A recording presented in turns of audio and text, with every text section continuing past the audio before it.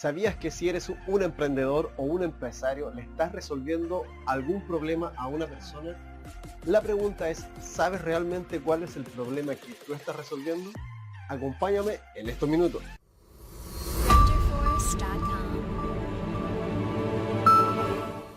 Una de las definiciones más claras sobre el emprendimiento o sobre el emprendedor o un empresario, guardando las proporciones en cuanto al dinero que cada uno de ellos lo recauda, es la siguiente. Un emprendedor o un empresario es una persona que resuelve un problema a otra persona a cambio de dinero, a través de un producto o de un servicio. ¿Recuerdas aquella imagen de la película Matrix, en la cual Neo con Morfeo y Trinity van donde el merovingio y van a buscar al cerrajero? Entonces ellos llegan al lugar donde están ellos y les preguntan, ¿qué están buscando? Ellos les dicen, buscamos al cerrajero.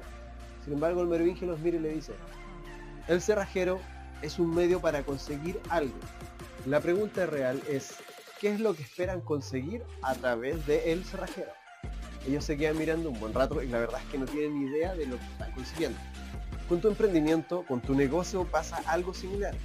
Tu producto o tu servicio no es más que un medio para conseguir otra cosa. La pregunta es, ¿sabes tú qué es esa cosa que realmente estás resolviendo? En estos minutos te voy a dar algunos ejemplos para que puedas aplicar esto a tu negocio, a tu emprendimiento, y lo voy a hacer a través de algunos ejemplos y después a través de algunas preguntas.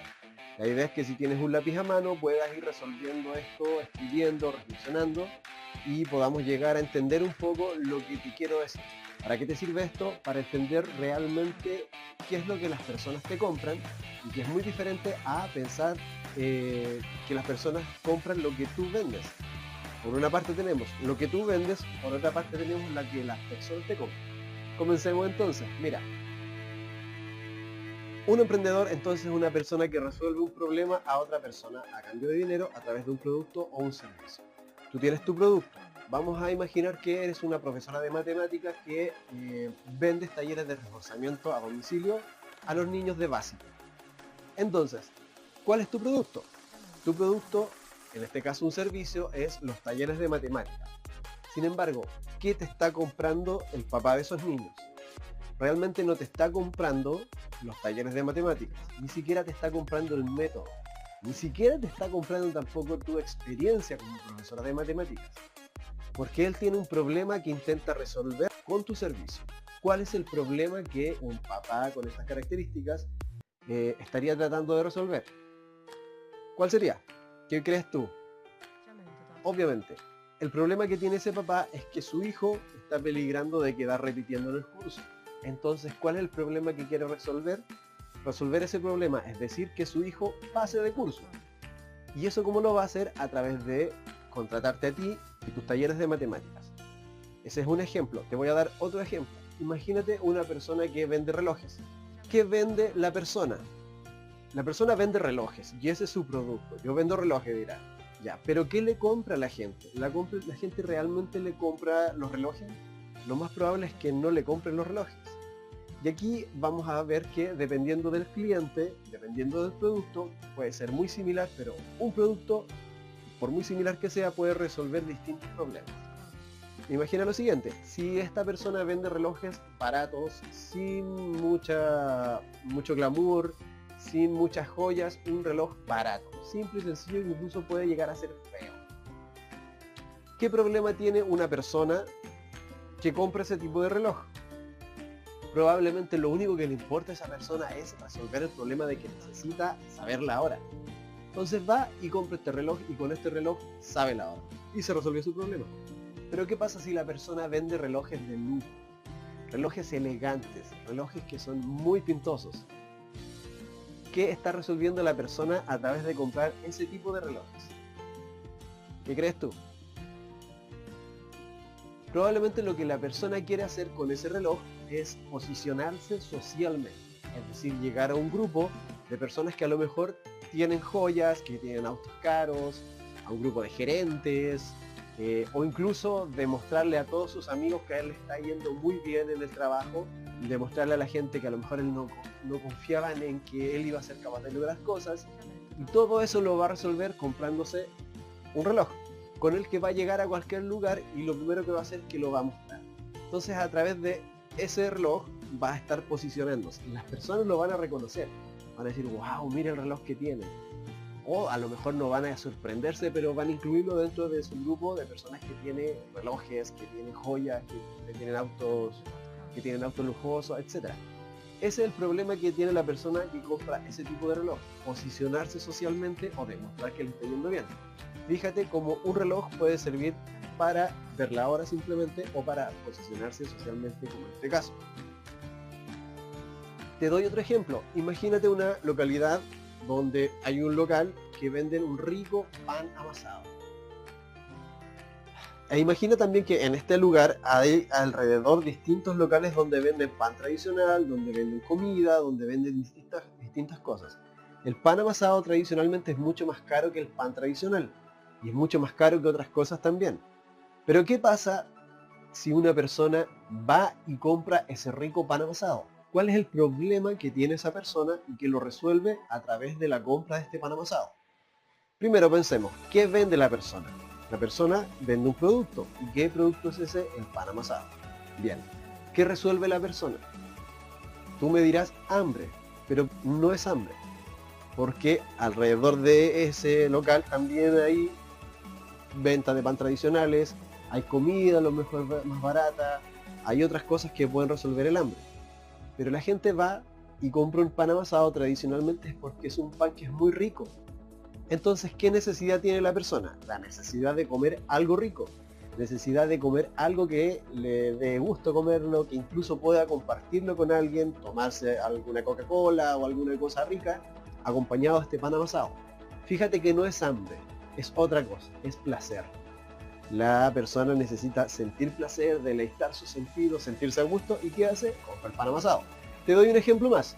Imagina una persona que está en medio del desierto y de repente ve una persona que vende agua, una botella de agua. ¿Qué vende el comerciante en este caso, el emprendedor, el empresario? Él está vendiendo agua embotellada. Pero ¿qué necesidad está satisfaciendo la persona que compra esa agua embotellada? La necesidad de sobrevivir, la necesidad de hidratarse, la necesidad de continuar su camino, la necesidad de mantener la salud, ¿cierto? Tomemos esta misma botella de agua y llevémosla a otro lugar. ¡Pum! A un lugar donde venden tradicionalmente bebidas de fantasía, bebidas alcohólicas, agua saborizada y otro tipo de cosas. ¿Qué hace que una persona vaya al supermercado y compre ese tipo de agua? Distintas cosas. Puede ser, por ejemplo, la necesidad de sentirse una persona fitness, una persona sana. Incluso sacar el agua y mostrarla como que es una persona mucho más cool, mucho más evolucionada. No es solamente la necesidad biológica de tomar agua, ahí cobra otro sentido, otro significado. Si te das cuenta, en todos los ejemplos que te estoy dando, tenemos dos partes. La parte de la persona que vende el producto o el servicio. Y por otra parte, lo que la persona intenta satisfacer a través de ese producto o a través de ese servicio. Último ejemplo, si una persona, por ejemplo un psicólogo, vende sus terapias, y si le preguntas tú, ¿qué vendes? Yo vendo terapia psicológica. Muy bien, pero ¿qué compra la persona? A la persona no le interesa comprar la terapia psicológica. A la persona lo que le interesa es recuperar su salud mental. O si es terapia de familia, ¿qué está comprando? Está comprando una solución para su familia, es decir, volver a sentir el amor en familia, la tranquilidad, etc. Pero el psicólogo, el terapeuta vende sesiones. Fíjate la diferencia. Pero a las personas no le interesa comprar las sesiones, le interesa comprar la solución. Un ejemplo bien simple que da un poco graficado todo lo que te he estado diciendo en estos momentos. Si tú, como ferretero, vendes un taladro, tú puedes decir que es el mejor taladro del mundo, que tiene las revoluciones, que es livianito, etc. Pero a la persona no le interesa comprarte un taladro. A la persona lo que le interesa es comprar la posibilidad de hacer un hoyo que necesita en la casa.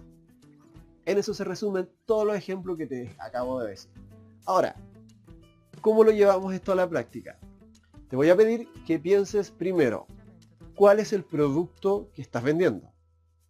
¿Cuál es el producto realmente que estás vendiendo? En términos simples, lo más inmediato que se te ocurre, lo más entregable. Vendes talleres, vendes sesiones, vendes artesanía, vendes ropa, vendes terapia. ¿Qué vendes? Anótalo. Y ahora lo que vas a hacer es que vas a pensar cuál es la necesidad que la persona va a satisfacer a través de tu producto o de tu servicio. Para esto quiero comentarte muy brevemente una teoría donde nos explica cómo hay ciertas cosas que nos pueden ayudar a tener más claridad respecto de esto. Hay una teoría que la elaboró un neurocientífico, Paul MacLean, donde él decía lo siguiente: nuestro cerebro está dividido en tres partes. Un cerebro muy primitivo, un cerebro emocional y un cerebro racional. Todo esto componen el cerebro humano. Esta teoría como tal de que existen tres cerebros está desactualizada, pero sí se entiende que las funciones que describe Paul MacLean son efectivas. Entonces él decía lo siguiente: en la época de la prehistoria, en los albores de la Tierra, todos los seres vivos que existían, o al menos los que estaban sobre la Tierra, tenían cerebros primitivos. Estaban destinados solamente a una cosa: la supervivencia. Nada más. Todos aquellos organismos que desarrollaron este cerebro destinado a la supervivencia fueron los que todavía existen. Aquellos que no desarrollaron un cerebro destinado a la supervivencia fueron probablemente los que sí se extinguieron. Entonces dijo lo siguiente: este cerebro tenía ciertas funciones. Tenía la función de no necesariamente pensar mucho, sino que reaccionar para sobrevivir, orientarse hacia la comida, hacia la reproducción, hacia la defensa y cualquier cosa que pudiera ayudar a que un organismo sobreviviera. Después de este cerebro reptil o reptiliano, como él le llamó, empezó a crecer un cerebro mucho más emocional, al cerebro que le llaman un cerebro límbico, en donde las especies se empezaron a dar cuenta que si creaban lazos afectivos entre el padre y la cría, era mucho más probable que la especie sobreviviera. Fíjate bien, los reptiles no tienen esta característica de ser cariñosos con sus crías. Los reptiles ponen sus huevos, eclosionan y después se van. En el caso de los mamíferos esto es distinto. El cerebro emocional es un cerebro característico de los mamíferos. Los mamíferos empezaron a crear relaciones afectivas entre ellos. Y al poco tiempo, una parte del cerebro se empezó a especializar en lo que eran las emociones. Todos los animales empezaron a evolucionar. Algunos se quedaron con la parte más instintiva reptiliana, por ejemplo las aves, los reptiles. Los mamíferos en general desarrollaron más esta parte emocional, y dentro del grupo de mamíferos, un grupo empezó a desarrollar un tercer cerebro, mucho más que los otros que también lo empezaron a desarrollar, pero de menor medida. Y esta fue la especie humana. En la especie humana, el tercer cerebro, que es un cerebro racional, el córtex, empezó a desarrollarse más que en las otras especies. Y este cerebro tiene la característica de pensar, de ser lógico, de viajar hacia el futuro imaginando posibles consecuencias, posibles escenarios, pero también recordar lo que pasó y tomar esa información, adecuarla y crear cosas. Sin embargo, el primero de estos cerebros, que es el reptiliano, es el más antiguo de los tres, y de hecho es el que tiene más control sobre nuestra conducta. Un ejemplo práctico: si tú vas en la calle caminando y de repente hay un ruido cerca tuyo, tú te vas a cubrir o vas a saltar al lado y después vas a pensar, solamente vas a reaccionar. Eso es tu cerebro reptil, que te toma para que sobrevivas y apaga tu emoción y apaga tu racionalidad. Bueno, la emoción no la apaga tanto, y te deja en un lado para protegerte. Si alguien te agrede, muchas veces las personas reaccionan con un golpe o se ponen agresivos y después piensan. Eso es el cerebro reptil que está tomando el control. Muy bien, ¿qué tiene que ver esto con las ventas? Podemos identificar cómo accionar el cerebro reptiliano de una persona, pero orientado a las ventas. Es decir, cómo esa misma parte instintiva de supervivencia, de protección, etcétera, podemos aprovecharla para que la gente compre. Es decir, no es crear una necesidad, sino identificar la necesidad que las personas ya tienen. Entonces él definió que existen 11 botones que él llamó botones reptilianos. ¿Cuál es la idea de esto que te estoy diciendo? Piensa muy bien, tu producto o tu servicio, ¿con cuál de estos botones reptilianos se relaciona? Te doy un ejemplo. Si vendes pan amasado, que era lo que estábamos viendo antes, eso tiene que ver con el botón reptiliano del placer. Si vendes, por ejemplo, turismo, eres una empresa de turismo, de aventura, tiene que ver con el botón reptiliano de la aventura. Cuando conoces cuáles son los botones reptilianos, puedes aprovecharlos, pero en este momento lo que te voy a pedir es que vincules bien. Recuerda lo que te pedí antes.